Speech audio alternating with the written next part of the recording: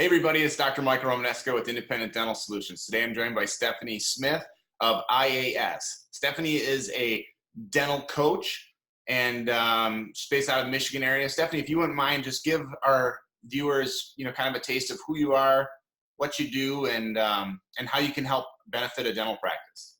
Yeah. Hey, so Stephanie here, calling out from the mitten. My company I have started because I started realizing that dentists are phenomenal dentists, but unfortunately the business side of it and the people management side of it, that's not anything that they learn in school. So it was really important to me, being a nerd, to get right in there and start showing them some of the capabilities within their software. And that really kind of turned into how we also communicate with people. With being in the military as well too, I learned that one man can sink a ship. And so I go into practices and I analyze every moving part, all of the data, all of the people, their strengths and weaknesses, and their own personal goals and professional goals as well too. So how can we meet and obtain them? If you have somebody in a position that they absolutely hate and they wish they were somewhere else, and they don't have somebody to advocate for them as to why, then you might be failing them and you might not be retaining them.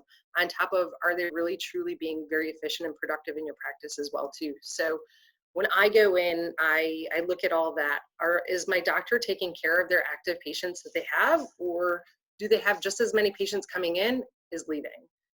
Because it's very important to have both of those on an even plane. You need new patients for growth, but you also need to go ahead and keep the patients that you have. And so having somebody come in and let them know, here are the benchmarks for the ADA standards, which that's a perfect world. We don't live in a perfect world. So if I can go ahead and at least show a doctor where they're at, where are the areas that they're excelling in, and areas that they really need to have interest.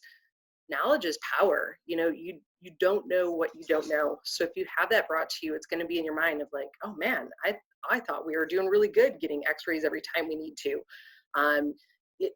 So many different factors on there. We thought we had all sorts of new patients coming in. Yeah, you're also losing patients out the door left and right. So that's really what I do. And then I come in and I come up with a very strategic approach on fulfilling that. You can't go ahead and put out the big massive fire that you have. You have to actually take and execute putting out some of the smaller fires first to achieve that big massive fire extinguish. And so that's what I do. How we go ahead and take care of those tiny little fires to maximum productivity and efficiency. What would you say is the biggest difference between, say, a practice consultant, which many dentists are familiar with, and a dental coach? Because coaching is something that's fairly new in the industry. I mean, it's been around for a little while, but not like consultants. What would you say the biggest differences are between those two? Want you guys to be self-sufficient on your own. I want to coach you how to have the conversations. I want to coach you how to understand your data and what they all mean, how you manipulate different figures to understand what your active patient count is, not just printing out a report from Dentrix or EagleSoft and relying on that, which is most times inaccurate. So I'm going to teach you these things because I need you to do it on your own. You don't see coaches going out and, all right, I guess I'm going to be the quarterback because my quarterback can't do it. They're out there, they're coaching them, and then they're in the corner and they're giving them like, holy crap, like this is awesome. You're doing it, and let me show you how I know that you're doing it and it's happening. So that would be what I do, like consultants for a long time, and I know a lot of really great ones out there that they have the title consultant, but they truly are a coach still. And consultants come in and they just kind of do those things for you or tell you like, all right, well, I'm going to put this person here, instead of like the whole why and training how to be successful in that area. You have to give people tools for them to be successful. You can't just say, you're the financial coordinator and nothing else. Yeah. So that's kind of what was happening, is like, you need to have all these positions, have fun. Right.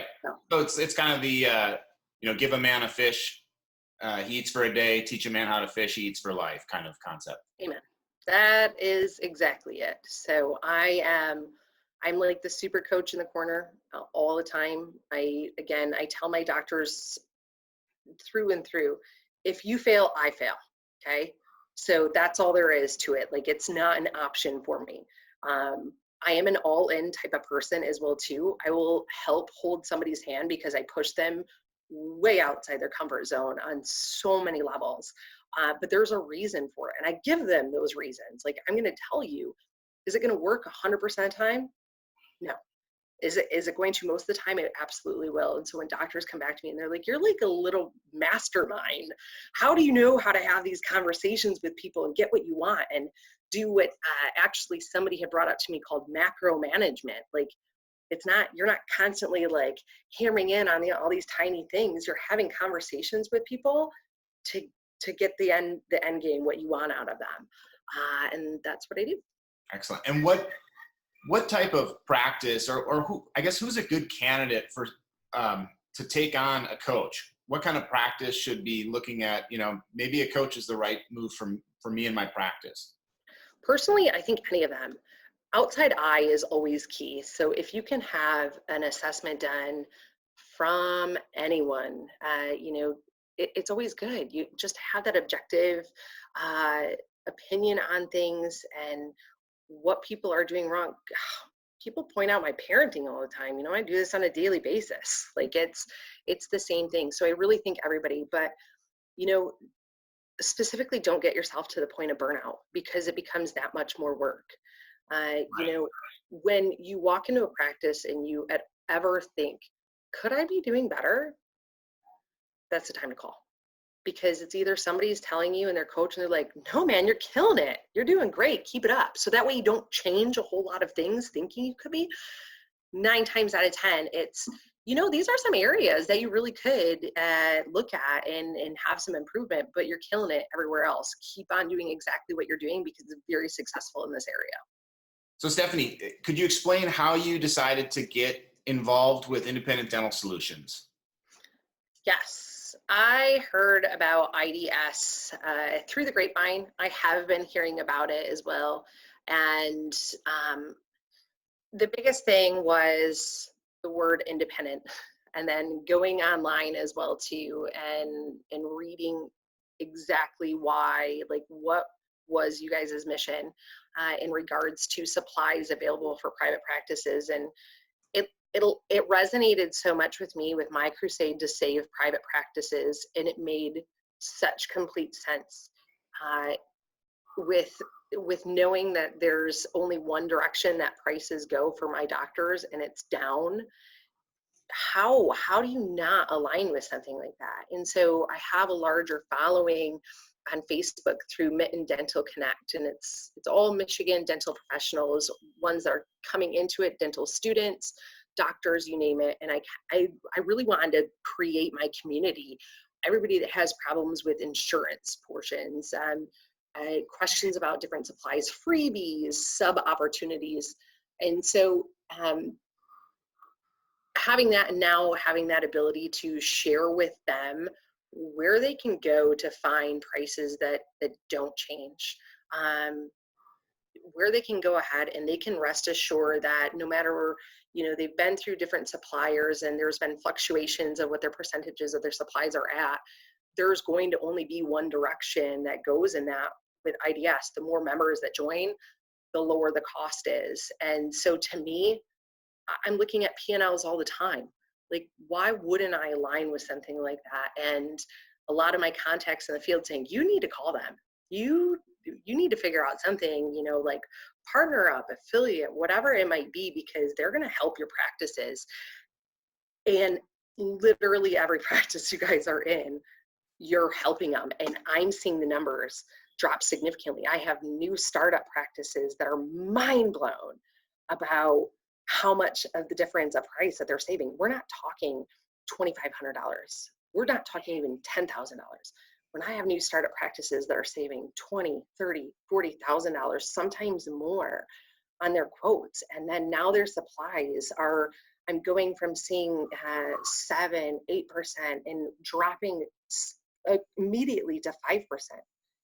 And I'm not naive to think that, like, you won't have variations in different things and changes and stuff to change that. But the grand scheme of things, to see that and to know that there's not going to be margins that increase later down the road, it will only decrease. I'm on board with through and through. Wonderful. Well, I want to thank Stephanie Smith of IAS for taking the time to talk to us today and bring us up to speed on coaching and whether or not your practice might benefit from a coach. If you want to follow Stephanie, you can do so on the Mitten Dental Connect Facebook group. So Stephanie, thank you so much. Hey, thanks for having me. I appreciate IDS. I appreciate you taking the time to chat with me a little bit, and I look forward to seeing everybody online. Take care.